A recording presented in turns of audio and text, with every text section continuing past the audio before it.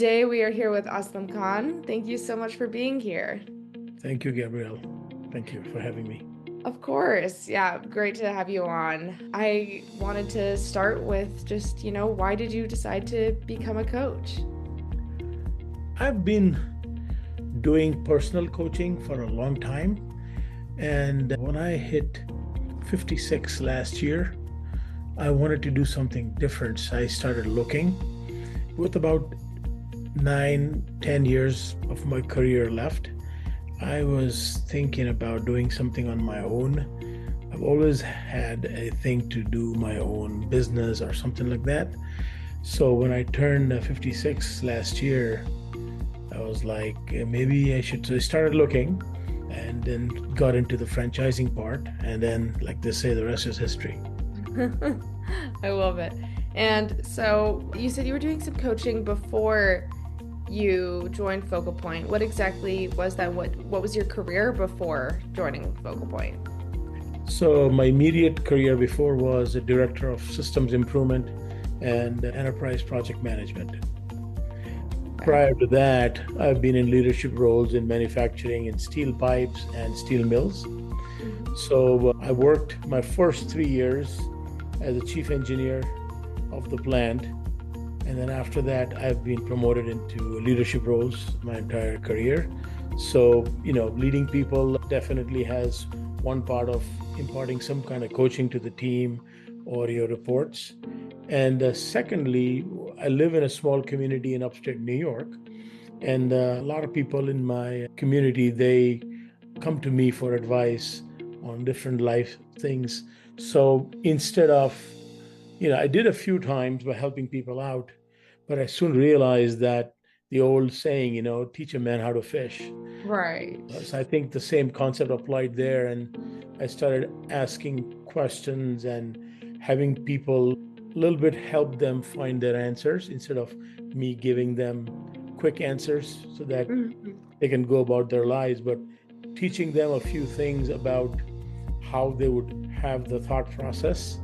And I think that then I found out with Focal Point that a lot of it is to do with asking the right questions. That's a really good point. Yeah. And, that's such a strong coaching tool is to ask those questions. So, why did you decide Focal Point out of other franchise opportunities?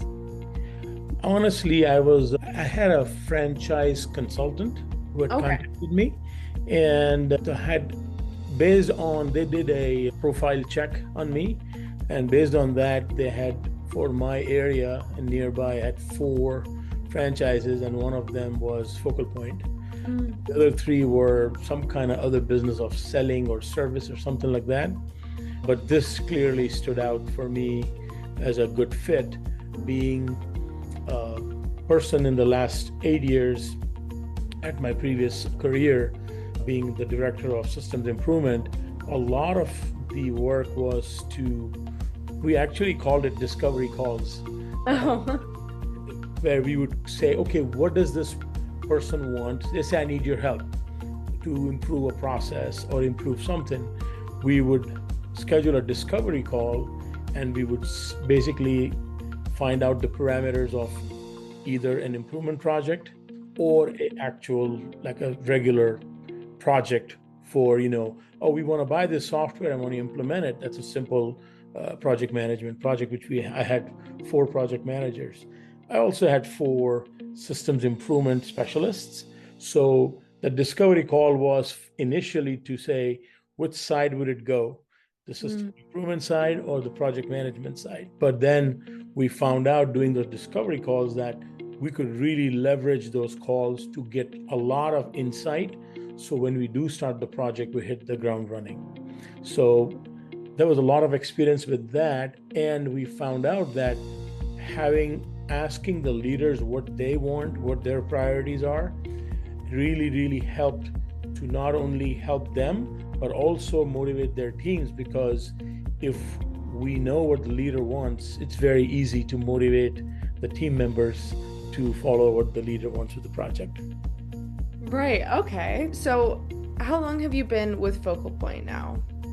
Um, I got certified the end of June. Okay. Oh, yeah, so it's about 4 months now. Congratulations. Thank you. So, what do you love most about coaching so far? Again, like I said, with a lot of experience in coaching, it's the focus now is more on exploring new horizons with clients. It's about having them come to their conclusions instead of in the old way, which I worked, was more like a expert, subject matter expert, and you were supposed to have the answers. Now it's having asking them questions, the clients or the people who I work with, so that they can come to their answers or the realizations, providing a framework, which is the focal point way, to address the big issues with growth or team or time, etc. And I think with that, the focus is now more on having the client develop their own solutions with our guidance instead of being a consultant where you actually provide a solution and then the client accepts or rejects or implements, etc. Have these past few months felt fulfilling? The big eye opener is the client acquisition piece, which I had never done before. And I think even with Scott, the VP at Focal Point, I always said the client acquisition is going to be my biggest challenge, or that frog, that ugly frog that Brian Tracy says. Yes. So it was, but then it started getting easier. And, I can't say I enjoy it, but I can always say that I'm very comfortable doing it. So it's no longer a challenge. It's more about things that I have to do. It's another thing I do. So the fulfilling part is actually growing as a person, do that piece. And then, of course, I know once the clients come in, the coaching aspect is going to be fun. But for me, having had some coaching experience in the past, that has always been fulfilling. And now the client acquisition piece, which is exciting and will lead to, more coaching sessions in the future. Right. And so, with your previous experience with coaching and with networking here at Focal Point, how is this different from that previous work that you've done? How is Focal Point different? The biggest thing I think is that you realize with the Focal Point method is you own the LLC. You are the CEO and you are the janitor and you are the technician. You're everything. It's a one-person operation designed that way. So the big thing is allocation of your time. You are responsible for it. There is no reports to give out. There is no Monday morning reports or team huddles or stuff like that. The big thing I think also with this is the time. Okay. You manage your time the way you want to.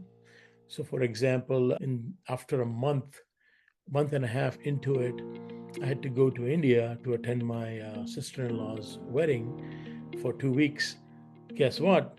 It's my business, so I would have calls at 8:30 in the night in India, where it would be 11, 12 o'clock here.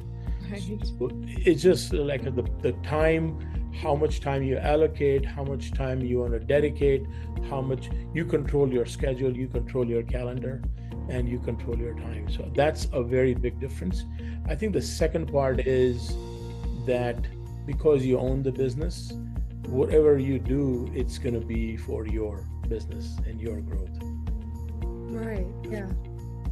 What surprised you about the impact that you have as a coach in general? In general, I think coaching to me is like any sports person we know, they all have coaches. Yeah. And there is a reason for it. Because the person who is performing, be it a sports person or a small business owner or an executive, they are so much involved and focused on what they have to get done. It goes back to the power principle of the 3 I's of a business owner or executive is the eye of the entrepreneur, the manager, and the technician. Sometimes they get too much into the technician piece and they just can't see the forest from the trees. So one of the things the coach will do is zoom out appropriately so that they can say, how is my business doing in the last 6 months or a year? Where do I want to go with my revenue or building my team or what have you? What that does is it kind of not forces them, but it kind of nudges them to zoom out from time to time and do what is called a strategic review and Mhm. say, what did I plan? What did I get? Where do I really want to go?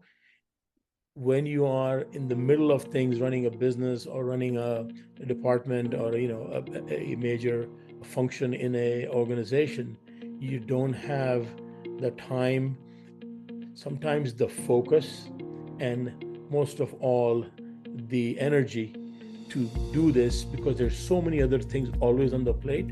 You have to pause with the coach, review, reflect, and then have some action plans for a more broader picture of looking at the forest. Yeah, thank you. That was very well put.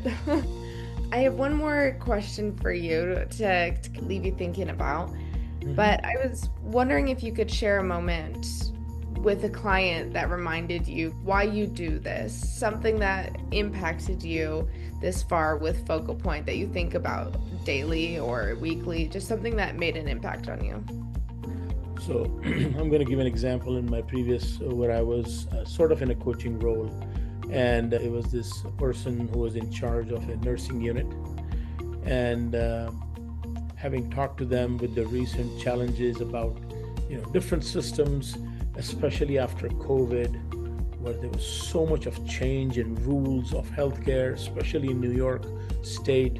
We had a very aggressive policy towards COVID. The governor then would have daily COVID related press conferences. So it was fast moving, a lot of confusion, a lot of stress to the people. And for this person, when I kind of said that, what matters really, you have all this regulatory stuff that's coming. It's like noise, it's constant barrage of change, change, change. But in the end, you said, you know what?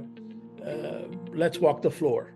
So we walked the floor with her, and it's called, in the Lean Six Sigma methodology, it's called going to Gemba.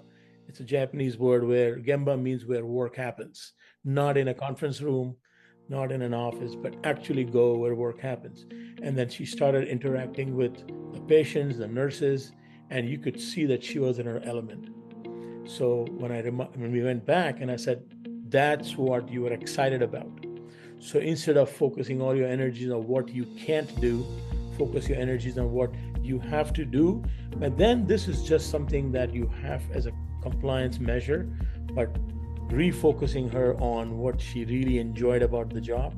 And that was a moment for her that she was like, there was an aha moment, I would call it, that thank you for reminding why I'm doing this, what I'm doing, because she was totally stressed and burnt out.